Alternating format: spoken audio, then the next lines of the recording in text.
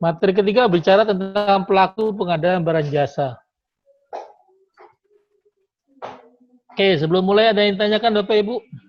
Pelaku kan ada PA, ada KPA, ada PPK, ada PP, pejabat pengadaan.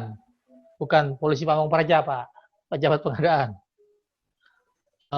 Kemudian ada pokja pemilihan. Kemudian ada agen pengadaan.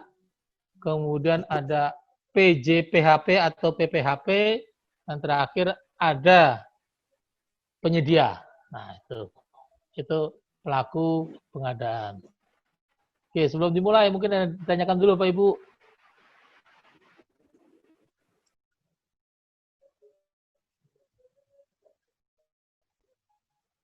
Oke, silakan Bapak Ibu kalau ada pertanyaan. Tadi satu pertanyaan udah dari Pak Jum tentang PJPHP ya Bapak Ibu ya. Oke. Kalau nggak ada, lanjut. Kita bicara pertama pengguna anggaran. Siapa sih pengguna anggaran? Di pasal 1 angka 7 Perpres 16 2018 disebutkan pejabat anggaran adalah pejabat pemegang kewenangan penggunaan anggaran Kementerian Negara, lembaga, perangkat daerah. Dari sini bisa kita ambil kesimpulan pejabatnya berarti Kementerian Negara adalah Pak Menteri atau Bu Menteri. Kalau lembaga, ya kepala lembaganya. Kalau perangkat daerah, bukan bupati atau wali kotanya atau gubernur, tapi adalah kepala dinas. Kalau perangkat daerah. Ya. Tugas kewenangannya adalah pertama, melakukan tindakan mengakibatkan pengeluaran anggaran belanja. Melakukan tindakan yang mengakibatkan pengeluaran belanja. Sama dengan kedua, mengadakan perjanjian pihak lain dalam batas anggaran. Jadi intinya kalau berkontrak ini sebenarnya tugasnya PA Bapak Ibu. Tanda tangan kontrak itu sebenarnya tugasnya PA dari poin A dan B ini. Cuma masalahnya ya Bapak Ibu bisa bayangkanlah kalau seorang menteri tugasnya tanda tangan kontrak masih di handle oleh beliau, ya perjalanannya bisa terbengkalai Bapak Ibu. Contoh kami di perhubungan, ya satkernya banyak tersebar di Indonesia. Di bawah 200 sampai dengan 200 saja sudah berkontrak kan pakai SPK. Kemudian di atas 200 berkontrak juga. Bisa dibayangkan berapa banyak harus tanda tangani per harinya. Maka tidak seperti itu. Maka nanti kewenangan pertamanya seperti ini, A dan B. Tapi nanti A dan B ini bisa dialihkan atau dilimpahkan kepada KPA. Nanti kita baca dulu. Yang ketiga, yang C, menetapkan perencanaan pengadaan. Merencanakan pengadaan, oke, tadi saya bilang dikatakan adalah perencanaan pengadaan ketika tahun berjalan. Di bulan September, Oktober, Pagu Indikatif jadi, kemudian PPK-nya menyusun tuh perencanaan pengadaan untuk tahun depan berdasarkan Pagu Indikatif tadi. Menyusunnya tugas dari PPK, tapi menetapkannya tugas dari PA. Kemudian melaksanakan konsolidasi. Konsolidasi itu menggabungkan paket-paket yang sejenis. Bagian A minta komputer, bagian B minta komputer, bagian C minta komputer. Bisa nggak saya jadikan satu paket? Itu namanya konsolidasi. Kalau bisa kita konsolidasikan, berarti kita jadikan satu paket saja, sehingga tendernya sekaligus. Kemudian menetapkan penunjukan langsung untuk tender atau seleksi ulang yang gagal. Jadi ada proses namanya tender atau seleksi. Kalau tender untuk barang, konstruksi jasa lainnya. Kalau seleksi untuk jasa konsultan. Tender atau seleksi yang pertama diadakan, kemudian gagal. Tidak ada pemenang. Maka diumumkan lagi setelah dianalisa ya. Dan kenapa sampai gagal? Ketemu jawabannya, kemudian diumumkan lagi menjadi tender ulang atau seleksi ulang.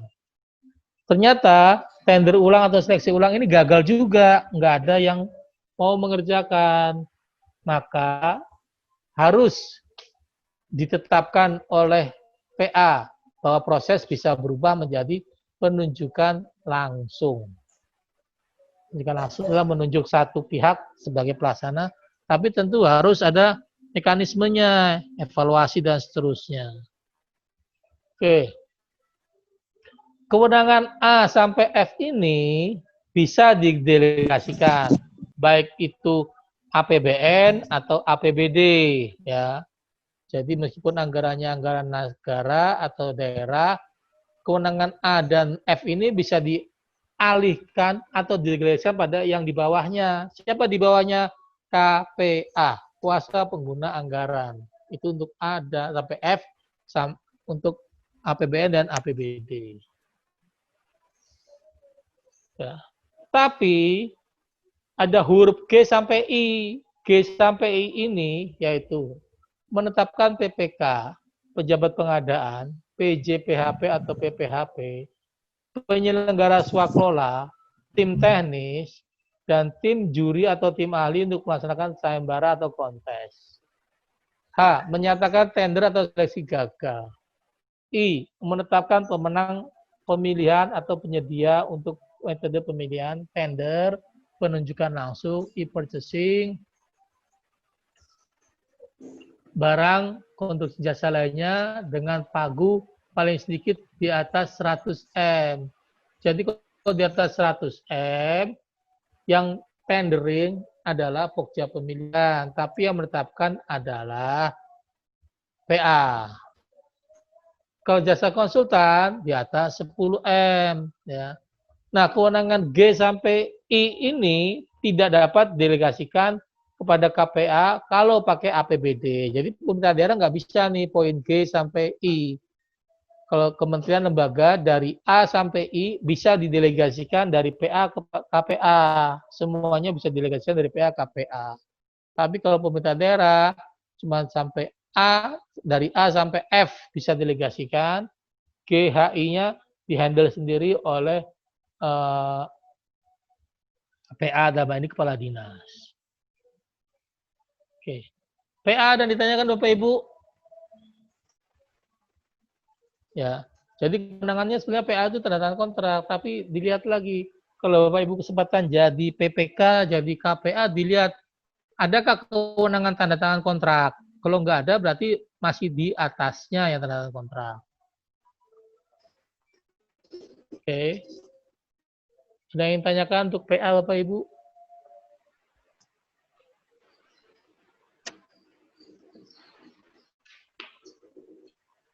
Oke, kalau nggak ada, kuasa pengguna anggaran, beserta tugas dan kewenangannya. KPA. Halo? Bisa diikuti Bapak Ibu? Oke, bisa ya. Oke. KPA, kuasa pengguna anggaran. Kalau APBN yang dimaksud dengan KPA adalah pejabat yang memperoleh kuasa dari PA untuk melaksanakan sebagian kewenangan dan tanggung jawab penggunaan anggaran pada kementerian lembaga bersangkutan. Artinya apa? Bisa seluruhnya dari A sampai I tadi atau sebagian dicuplik. Itu APBN. Kalau APBD, pejabat diberi kuasa melaksanakan sebagian kewenangan PA dalam melaksanakan sebagian tugas dan fungsi perangkat daerah. Ya. Jadi dari A sampai F itu bisa didelegasikan kepada AP untuk KPA APBD. Tapi untuk H sampai I-nya nggak bisa. Tugas pokok KPA. Pertama, melaksanakan pendelegasian sesuai dengan pelimpahan dari PA tadi. Tugas PA tadi yang dilimpahkan yang mana saja, itu melaksanakannya. Kemudian menjawab sanggah banding peserta tender pekerjaan konstruksi. Jadi kalau di konstruksi ini, ada namanya sanggah banding Bapak Ibu. Ya. Jadi konstruksi ini, ada pembangunan gedung umpamanya. Yang menang PTA, PTB kalah, tapi dia tidak menerima kalahnya, maka dia dikasih kesempatan untuk mengajukan sanggah. Sanggah ini sanggah pertama ini ditujukan kepada Pokja Pemilihan. Oleh Pokja Pemilihan wajib dijawab. Nah, hasil jawaban ternyata tidak memuaskan si PTB, maka PTB bisa mengajukan namanya sanggah banding. Sangga banding ini ditujukan bukan lagi pada pokja pemilihan, tapi kepada KPA. Maka tugas KPA untuk menjawab sangga banding tersebut. Masalah sangga bandingnya dibantu jawabannya oleh PPK, oleh pokja, silakan. Tapi yang tanda tangan adalah tetap KPA.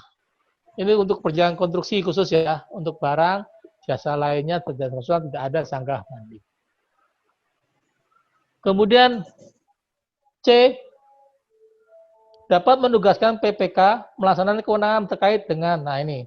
Jadi KPA, kalau poin A dan B PA diturunkan, didelegasikan pada KPA, maka KPA bisa menugaskan PPK untuk melaksanakan tindakan mengakibatkan keluarnya anggaran belanja atau mengenai perjanjian pihak lain dalam batas anggaran belanja tetap. Artinya apa? Kalau poin A tadi, A dan B dari PA didelegasikan pada KPA, terus KPA-nya tanda tangan kontrak jangan saya biar PPK, maka dapat didelegasikan kepada PPK. Tapi kalau poin C ini tidak didelegasikan, maka tanda tangan kontrak ada di KPA. Makanya PPK itu ada dua, pejabat pembuat komitmen atau pejabat penandatangan kontrak. Kalau pejabat penandatangan kontraknya diturunkan pada PPK, maka otomatis PPK yang tanda tangan kontrak. Ketentuan lain tentang KPA. KPA ini ya karena kepala kantor biasanya dapat dibantu oleh pengelola BPJ. Jadi punya staf yang tugasnya memang mengelola barang dan jasa. Kemudian dalam hal tidak ada personel tunjuk sebagai PPK, KPA dapat merangkap sebagai PPK.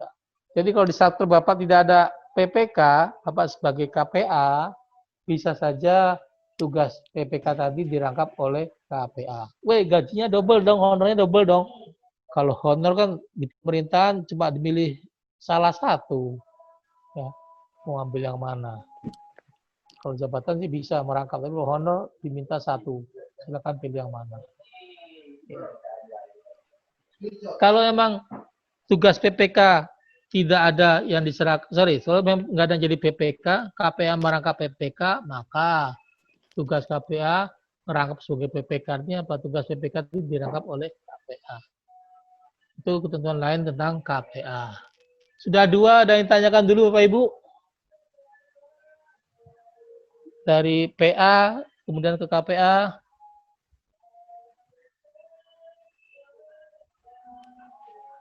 Ada yang ditanyakan Bapak Ibu?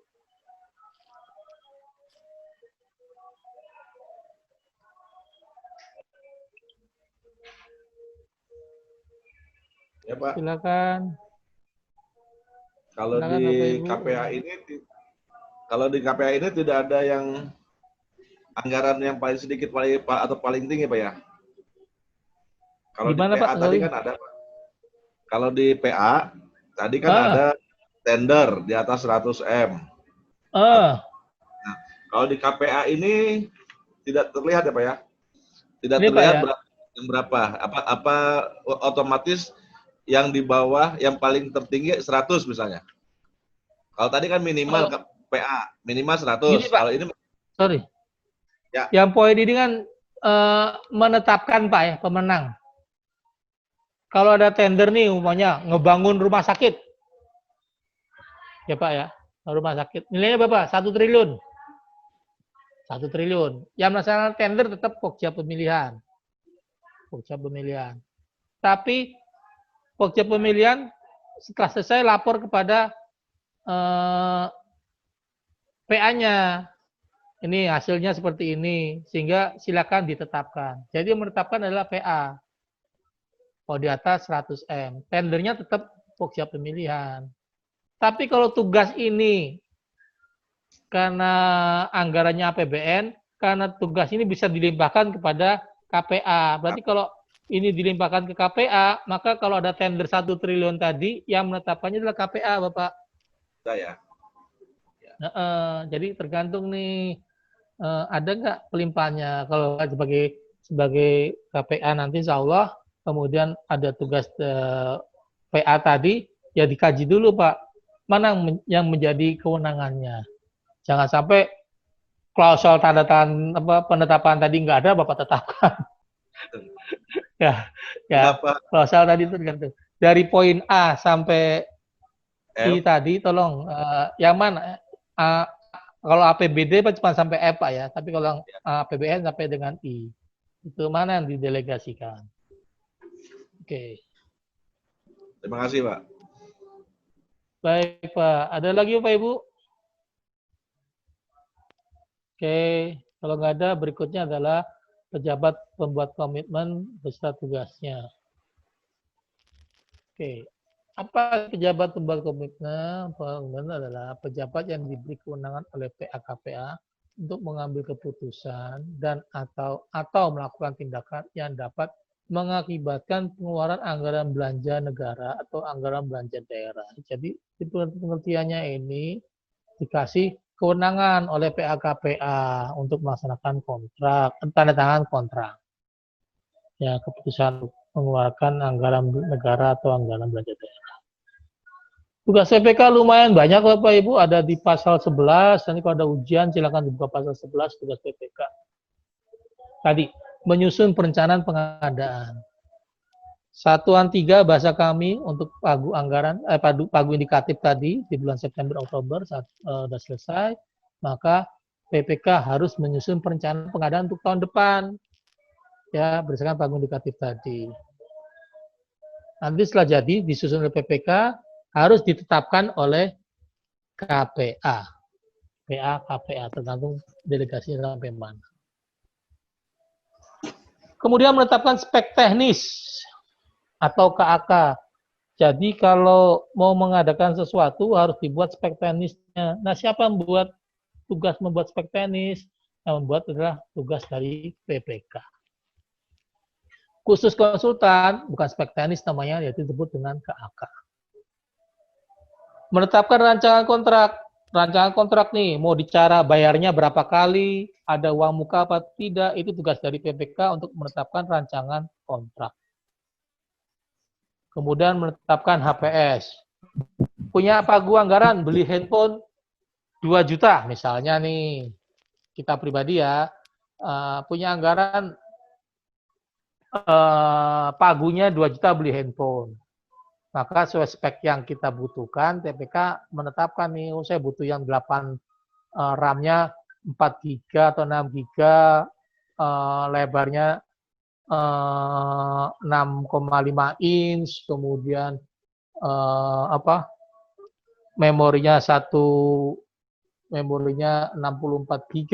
Nah, itu dari spek itu kemudian PPK menetapkan APS nih. Oh, ternyata untuk handphone yang sekelas itu pagunya 2 juta, tapi ternyata saya survei ke lapangan, ke pasaran, ternyata harganya cuma 1,5, maka APS-nya adalah 1,5. Jadi anggarannya ada 2 juta, tapi yang digunakan cuma 1,5. Itu menetapkan HPS. Menetapkan besarannya uang muka dibayarkan pada penyedia. Menetapkan besaran uang muka dibayarkan penyedia. Ada ketentuan. Penyedia berhak atas uang muka untuk suatu pekerjaan, tapi besaran maksimalnya ada. Tapi besaran maksimal itu bisa tidak maksimal kalau PPK-nya tidak menyetujui maksimal. Contohnya bagaimana? Contohnya gini, ada proyek 10 miliar, berarti maksimalnya 20%, yaitu 2 miliar. Itu maksimalnya. Tapi PPK setuju cuman untuk bayar mobilisasi alat dan pembersihan cuma setuju 1 miliar, maka dari maksimal 2 miliar cuma dibayarkan sebesar 1 miliar sebagai uang muka. Itu tugas PPK menetapkan besaran uang muka. Mengusulkan perubahan jadwal kegiatan. Jadwal kegiatan ternyata kalau kegiatan saya dimulai di bulan Juni, saya khawatir nggak selesai nih, maka bisa nggak saya rubah jadwalnya, saya majukan. Itu tugas dari PPK. Menetapkan tim pendukung, mungkin pokja pemilihan kita bukan orang teknik sipil, sementara ini pekerjaan teknik sipil, pembangunan. Maka dibutuhkanlah tenaga-tenaga pendukung, yaitu dari pihak konsultan sebagai membantu pokja pemilihan dalam tender tadi. Menetapkan tim atau tenaga ahli. Nah, PPK bisa saja mendatangkan tim tenaga ahli. Misalnya apa? Di suatu kegiatan butuh tenaga ahli, ya, tenaga ahli. Maka PPK menetapkannya. Melaksanakan e-purchasing dengan nilai paling sedikit di atas 200 miliar. Melaksanakan e-purchasing paling sedikit 200 miliar. Jadi umpama ada e-purchasing, misal pengadaan bus, mau beli bus. Kalau mau beli bis, burung Pak ya. Ini mau beli bus, pengadaan bus. Harganya berapa? Harganya 1 miliar. Di katalog ada, maka pakai purchasing. Nah, karena itu di atas 200 juta, maka tugas PPK melaksanakan pemilihan, bukan pejabat pengadaan.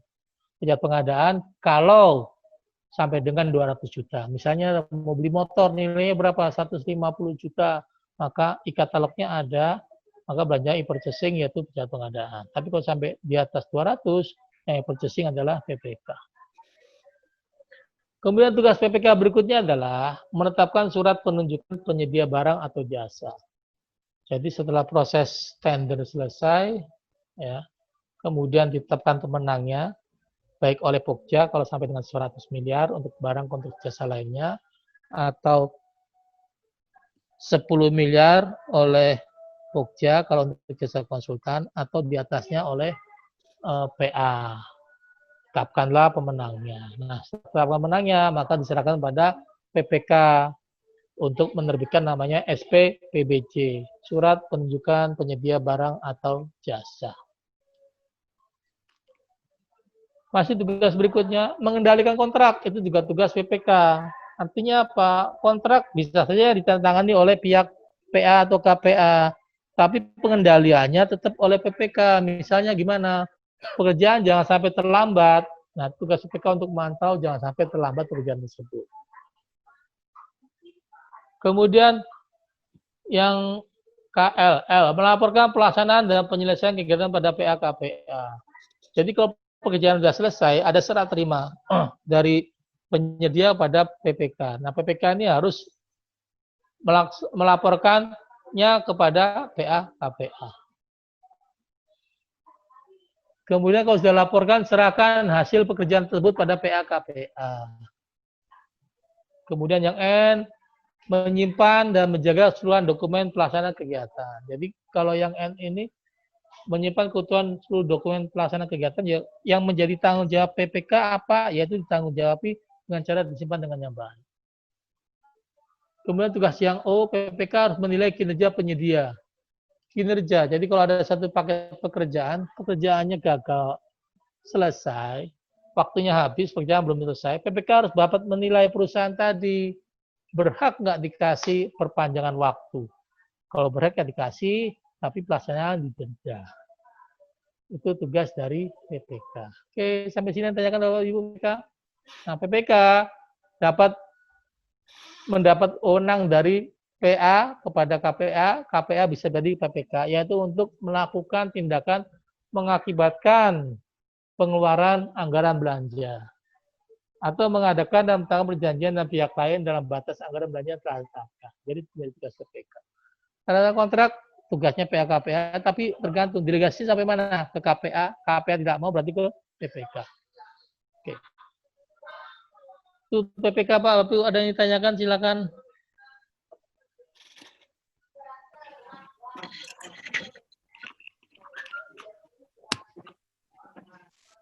Izin Pak. Ibnu Pak. Silakan Pak Ibnu.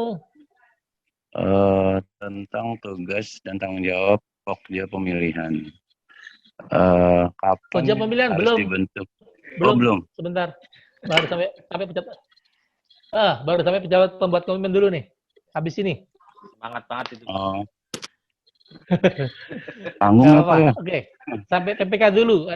Habis ini ya sudah, silakan tanya dulu Pak Ibnu, silakan. Nanti dijawab di materinya ya. Oke, silakan. Pertanyaannya gimana? Kalau tugas Pokja dan tugas PPK kayaknya mirip, sama malahan ya Pak ya?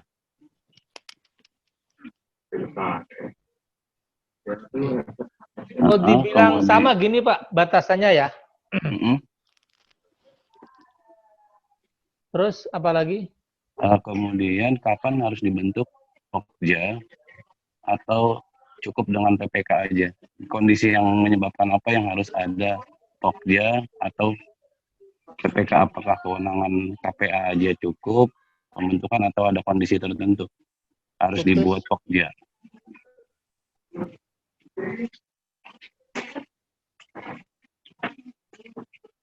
Cukup, Pak.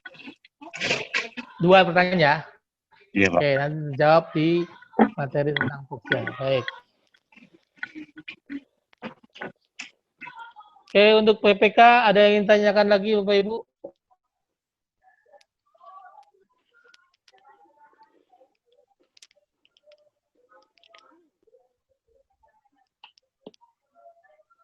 Oke, kalau nggak ada. Kalau nggak ada, pejabat pengadaan besar tugasnya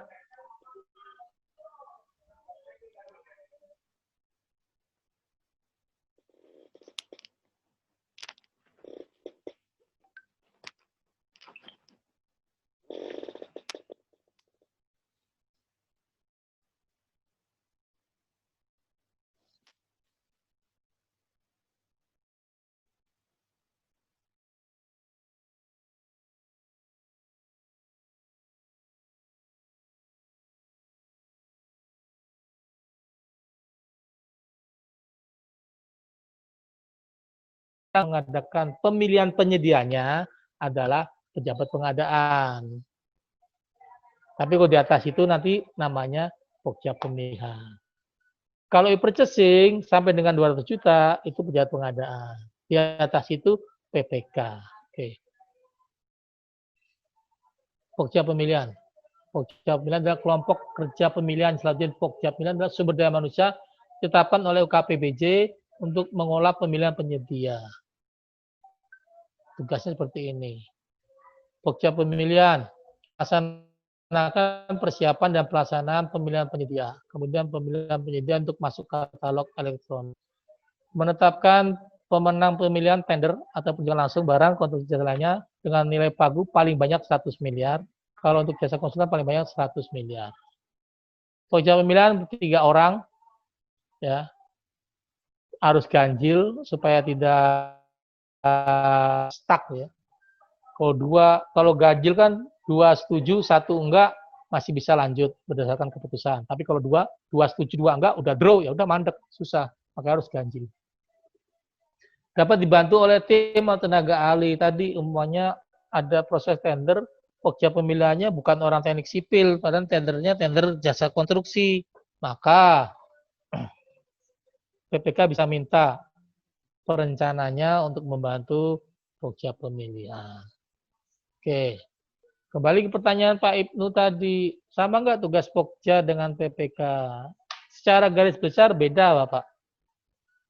Pokja pemilihan tugasnya adalah melaksanakan proses pemilihannya, proses tendernya. Tapi kalau PPK melaksanakan proses kerja pengadaannya. Jadi hasil tender tadi, siapa pemenangnya, tanda tangan kontrak dengan PPK, baru PPK yang bekerja melaksanakan pekerjaan pengadaannya tadi. Itu garis besarnya. Tapi ada satu hal, kalau belanjanya melalui e-katalog, yaitu e-purchasing, maka proses pemilihan yang di atas 200 juta, tadi beli bus tadi, mau pakai Mitsubishi, mau pakai Toyota, itu yang melaksanakan pemilihan adalah PPK-nya, bukan Pokja pemilihan. Nah itu Pak, bedanya di situ dan persamanya, kalau dibilang persamanya, ya samanya adalah kalau di proses pemilihan, kalau untuk yang e-purchasing, yang melaksanakan proses pemilihan pada penyedia adalah PPK. Habisnya bedanya tadi, tugas PPK lebih dari merencanakan sampai dengan melaksanakan kontraknya. Sementara milih penyedianya, itu tugas dari Pokja pemilihan. Itu untuk jawaban yang pertama, Pak ya. Siap, Pak. Oke. Untuk pertanyaan kedua, kapan dibentuk Pokja pemilihan? Ya ini aja, Pak. Kalau emang ada tender pemilihan penyedia yang di atas 200 juta, maka otomatis harus Pokja pemilihan yang bekerja. Bukan pejabat pengadaan. Siapa sih Pokja pemilihan? Pokja pemilihan ini kedudukannya ada di UKPBJ. Kerja pengadaan barang atau jasa. Bukan lagi ada di satker-satker. Jadi kalau Pokja pemilihan itu menjadi pegawai di unit kerja pengadaan barang jasa.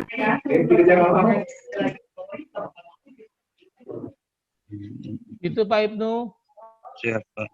Bisa diikuti? Siap. Oke. Oke, ada lagi Bapak Ibu? Ada lagi? Ada yang ingin tanyakan lagi?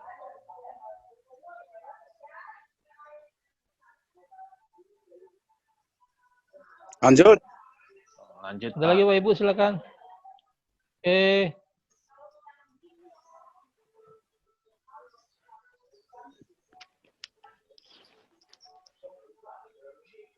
Sebentar.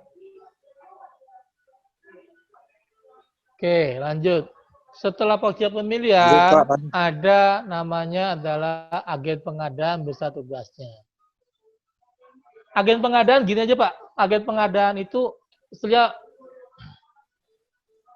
bisa bertugas sebagai UKPBJ dalam hal ini Pokja pemilihan, bisa sebagai PPK tergantung kontraknya. Makanya di sini disebutkan siapa sih agen pengadaan? Bisa UKPBJ, artinya apa? Misal Kementerian Perhubungan punya biro pengadaan tadi, UKPBJ. Kementerian Kesehatan tidak punya, misal. Mau mengadakan pembangunan gedung. Nah, makanya dijadikanlah teman-teman di Kementerian Perhubungan tadi menjadi agen pengadaan, yaitu sebagai pelaksana Pokja pemilihannya. Begitu. Jadi sebagai pelaksana Pokja pemilihan melaksanakan tendernya. Oke. Kemudian sebagai PPK, misal Kementerian Perhubungan satker saya nggak punya orang bersertifikat, KPA-nya tidak mau merangkap, maka ditunjuklah agen pengadaan sebagai PPK. Jadi ada orang swasta, pelaku usaha swasta, kemudian kita tunjuk nih di ahli pengadaan, kita tunjuk untuk melaksanakan tugas-tugas tadi. Tugasnya pertama dapat melaksanakan UKPBJ, artinya apa? Harus bersertifikat juga. Kemudian mutatis mutandis, artinya apa? Sama persis. Dia diangkat sebagai apa? Sebagai Pokja pemilihan atau sebagai PPK. Kalau sebagai Pokja pemilihan, ya dia melaksanakan tendernya tadi. Tapi kalau sebagai PPK, dia melaksanakan tugas sebagai PPK, include tanggung jawabnya. Ya. Tanggung jawabnya, jangan sampai pelaksanaan diadakan, begitu ada audit, dia sudah tidak berkontrak di situ, dia nggak mau ikut tanggung jawab. Nah, itu agen pengadaan. Jadi harus sama persis. Siapa saja yang bisa menggunakan agen pengadaan ini? Nah, ada 7 nih. Pertama, satuan kerja tidak desain untuk pengadaan barang jasa. Jadi satker tadi kecil, bukan kecil, tapi memang desainnya tidak ada untuk pengadaan barang jasa, nggak ada UKPBJ-nya lah. Maka dia bisa minta UKPBJ dari kementerian lain sebagai agen pengadaan.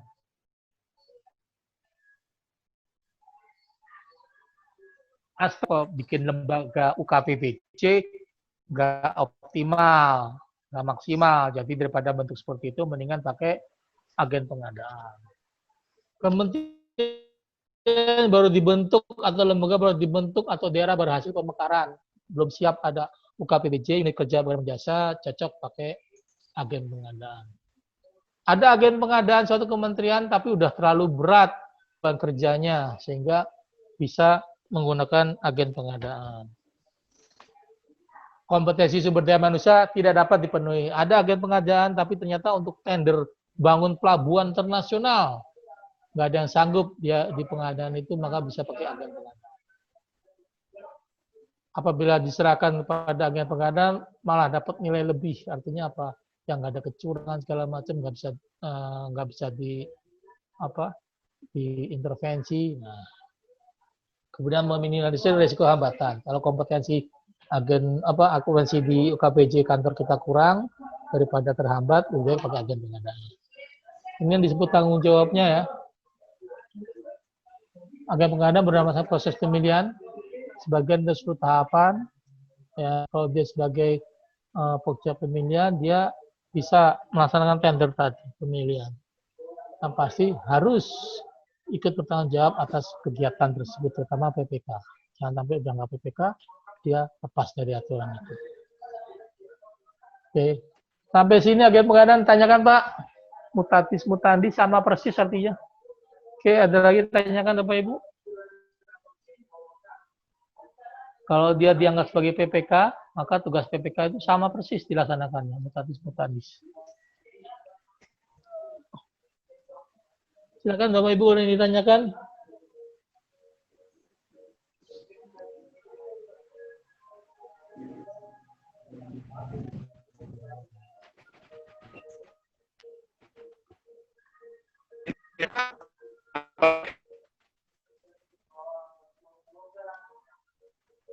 Halo, Pak Jum, pertanyaan putus-putus Pak Jum.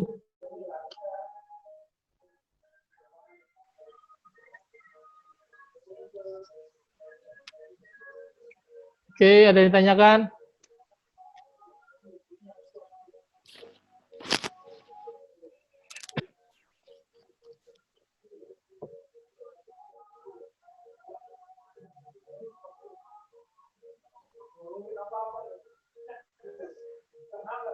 silakan Bapak Ibu kalau ada yang bertanya.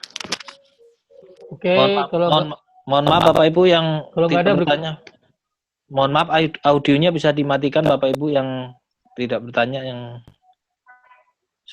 suara-suara itu tidak mengganggu gitu. Silakan dilanjut Pak. Baik. Agen pengadaan itu Kalau nggak ada pertanyaan tentang agen pengadaan, berikutnya adalah page.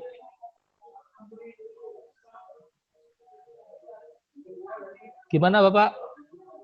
Kriteria agen pengadaan ini Pak, kita bisa menggunakan agen pengadaan bila ada kondisi seperti ini. Kalau ditanya kriterianya, di sini kita bisa lihat ada UKPBJ, artinya apa?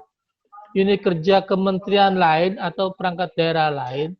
Kalau tempat kita tidak punya UKPBJ, kita bisa membentuk agen pengadaan, kita gunakan UKPBJ dari kementerian lain. Pelaku usaha, yang pasti ada persyaratannya Pak. Dapat melaksanakan tugas PBJ, artinya apa? Bersertifikat. Ya. Kalau menjadi tugasnya sebagai PPK, berarti ada keterampilan PPK seperti ya mungkin disyaratkan sertifikat pernah ikut diklat PPK atau apa, itu bisa kita persyaratkan Pak. Tapi kalau kriteria kapan kita menggunakannya, ya ini. Gitu Bapak. Yang pasti harus bersertifikat, kemudian punya keahlian dalam pengadaan dan jasa. Gitu Pak Jum. Kemudian berikutnya ada. Suaranya putus-putus Pak.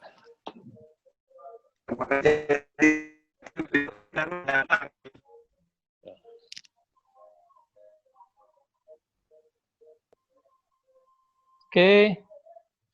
Kalau nggak berikutnya adalah PJPHP atau PPHP. PJPHP adalah pejabat pemeriksa hasil pekerjaan. PPHP, panitia pemeriksa hasil pekerjaan. PJPHP, pejabat administrasi, pejabat fungsional, atau personel yang ditetapkan oleh PKPA untuk memeriksa administrasi hasil pekerjaan. Jadi tugasnya adalah memeriksa administrasi hasil pekerjaan. Untuk PJPHP paling banyak 200. Jadi ada pengadaan langsung nih, pembelian komputer 150 juta. Maka memeriksa administrasi bukanlah yang memeriksa fisik, bukannya PJPHP Pak. Yang memeriksa fisik adalah PPK.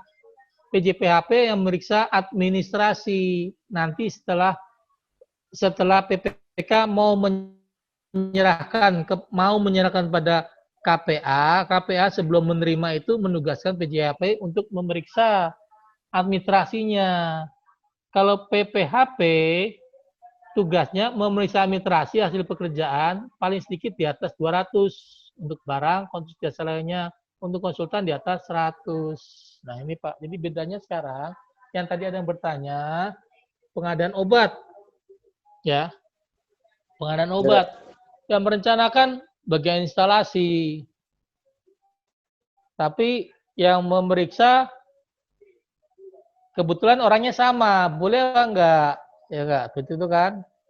Merangkap dia dari perencana kemudian menjadi pemeriksa hasil pekerjaan. Nah, sebetulnya gini Pak, dari perencana kemudian kalau dia tugasnya sebagai pembantu PPK Pak ya, karena memeriksa fisik itu adalah PPK. PJPHP dan PPHP tidak memeriksa fisik Pak, memeriksa fisik. Jadi dia tidak memeriksa tadi obatnya, jumlah obatnya benar apa enggak, komposisinya benar apa enggak, itu bukan tugas PJPHP atau PPHP sekarang. Itu tugas PPK. PPK dalam hal ini bisa dibantu oleh pembantunya ya, pendukungnya bahasanya apa? Tim pendukungnya. Artinya kalau tadi si bagian instalasinya kemudian diangkat sebagai pembantu oleh apa tim pendukung PPK meriksa barang boleh saja, gitu Pak. Tapi bukan sebagai PJPHP, jadi sebagai tim pendukung saja, pendukung PPK. Jadi yang sekarang dibedakan ada bangunan gedung nih, bangun gedung. Selesai pekerjaan diserahkan dari penyedia pada PPK. Nah dalam hal ini PPK yang meriksa. PPK dibantu oleh tim pendukungnya memeriksa fisik tadi, bukan PJPHP atau PPHP lagi. Tapi PPK. Kalau PPK udah menerima, oke, kemudian dibayar kepada penyedianya. Nah, PPK sekarang mau lapor kepada PA-KPA, selesai, saya mau serah terimakan. Oke, kata PA-KPA-nya. Tapi harus dicek dulu administrasinya. Administrasi ini tugasnya PJPHP atau PPHP untuk ngecek tergantung jumlah rupiahnya.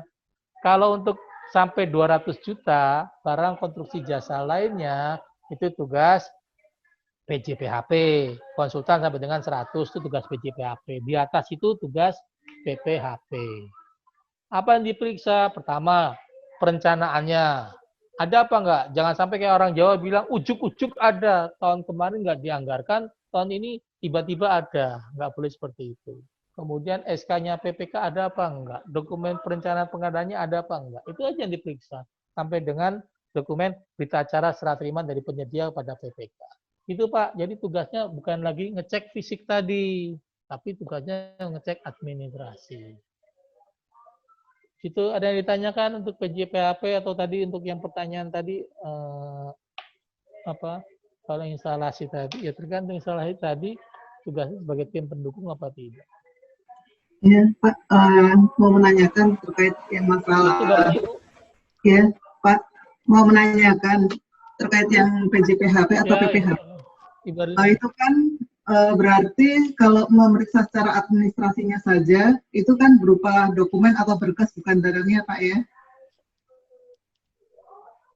Nah tapi yang saat ini terjadi, PJPHP atau PPHP mereka masih memeriksa bukan hanya sekedar dokumen, tapi barangnya mereka periksa juga. Itu ini bagaimana Pak? Mohon maaf, itu mungkin masih memahami Perpres 54 Ibu. Oh gitu Pak ya. Sekarang udah Perpres 16. Jadi jadi pemahamannya emang berbeda. Terus terang di instansi kami masih di pihak PJPHP, dia tidak mau memeriksa dokumennya aja, tapi mau memeriksa barangnya juga. Ya, itu tidak tepat Bu. Jadi mestinya diperbaiki berdasarkan Perpres 16. Oh iya. Gitu. Jadi PPHP itu hanya dokumennya saja Pak ya. Tugasnya cuma administrasi ngebantu PA-KPA Ibu. Bukan lagi betul dokumen pengadaan. Gitu. Ya, ada lagi Bapak Ibu? Baik.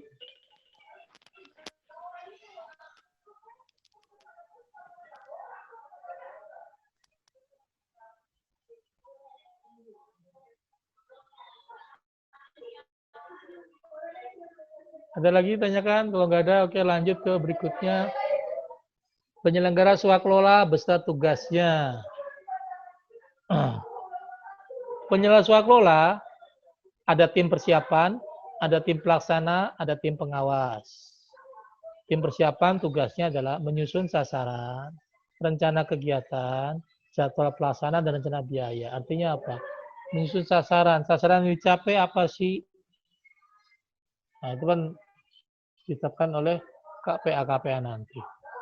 Rencana kegiatan. Kegiatannya apa saja yang diadakan? Ruang lingkupnya sampai di mana harus diadakan? Jadwal pelaksananya berapa lama kegiatan ini? Kapan dimulai, kapan berakhir? Rencana biaya tergantung dari RAB-nya tadi, apa saja yang diadakan. Tim pelaksana adalah melaksanakan, mencatat, dan mengevaluasi, serta melaporkan secara berkala kemajuan pelaksanaan kegiatan dan penyerapan anggaran. Ini tugas sana, melaksanakan, yang dicatat, untuk apa? Dievaluasi, sesuai enggak? Kemudian dilaporkan secara berkala kemajuan progresnya. Mingguan, bulanan, 2 mingguan, silakan. Tim pengawas tugasnya mengawasi persiapan dan pelaksanaan fisik maupun administrasi swaklola. Jadi tim persiapan bekerja dari tim persiapan yang nyusun sasaran, diawasi oleh tim pengawas, sampai dengan tim pelaksana. Jadi tugasnya mengawasi. Nanti kalau sudah selesai, tugas tim pelaksana untuk menyerahkan pada PPK. Oke. Yang terakhir untuk materi ketiga adalah penyedia beserta syarat dan tanggung jawabnya. Penyedia ada di pasal 1 angka 2728. Penyedia adalah pelaku usaha. Ingat, pelaku usaha. Kalau belum berkontrak, namanya pelaku usaha. Pelaku usaha adalah setiap orang persorangan, bisa orang persorangan, bisa juga badan usaha, baik yang berbentuk badan hukum maupun bukan badan hukum, yang didirikan dan berkedudukan melakukan kegiatan dalam wilayah hukum negara RI.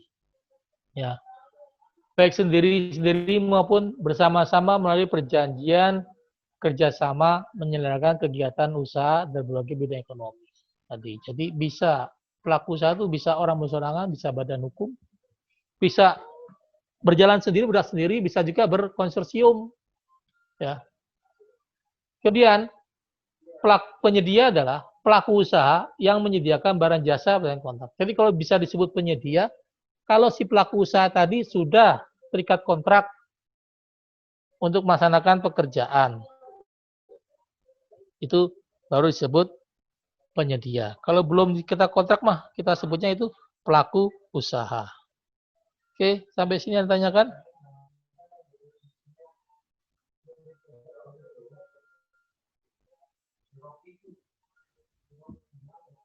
Penyedia wajib memenuhi kualifikasi sesuai dengan barang jasa diadakan dan sesuai dengan ketentuan dalam peraturan perundang-undangan. Penyedia wajib memenuhi kualifikasi. Nah, kualifikasi. Kualifikasi itu adalah kita menilai penyedia, Pak. Kita menilai si perusahaan, kita menilai si persorangan. Sesuai dengan syarat yang kita butuhkan nggak? Itu kualifikasi. Kalau tender, kita menilai penawaran. Sesuai nggak barang yang ditawarkan? Sesuai nggak metode kerja yang ditawarkan? Itu tendernya. Tapi kalau kualifikasi, nanti bisa pakai dua. Bisa salah satu dari dua, pra atau pasca. Tapi itu nanti kita masih bicara di pelakunya dulu. Tanggung jawab penyedia. Pertama, pelaksanaan kontrak. Dia sudah berkontrak, berarti disebut penyedia. Yaitu ya dilaksanakan kontraknya, schedule-nya diawasi, ya, tertib waktu, alat-alatnya, tenaga ahlinya disiapkan. Nah, itu pelaksanaan kontrak. Menjaga kualitas barang atau jasa, artinya apa? Barang yang ditawarkan harus sesuai kualitas yang barang yang diadakan sesuai dengan barang yang ditawarkan. Artinya apa? Pemilik pekerjaan punya standar kualitas seperti ini. Kemudian ditawarkan oleh penyedia menang. Maka barang yang dikirim harus sama dengan yang ditawarkan, yaitu kualitasnya terjamin. Ketepatan perhitungan jumlah dan volume. Ketepatan perhitungan jumlah dan volume. Jadi harus tepat. Apalagi kalau pekerjaan konstruksi, Bapak Ibu, mungkin digambar bisa beda-beda dikit itu meternya. antara gambar dengan kondisi di lapangan. Beda-beda dikit, makanya harus dihitungkan lebih tepat jumlah volumenya. Ya. Ketepatan waktu penyerahan. Kontraknya 30 hari, maka sebelum 30 hari atau maksimal 30 hari, barangnya sudah harus diserahkan. Tidak boleh lebih dari situ. Kalau lebih dari situ nanti bisa kena penalti, kena hukuman, kena denda 1 promil per hari. Tapi lihat dulu ketentuannya. Bisa nggak dikasih kesempatan. Tadi itu tugas dari PPK untuk menilai si penyedia. Ketepatan tempat penyerahan.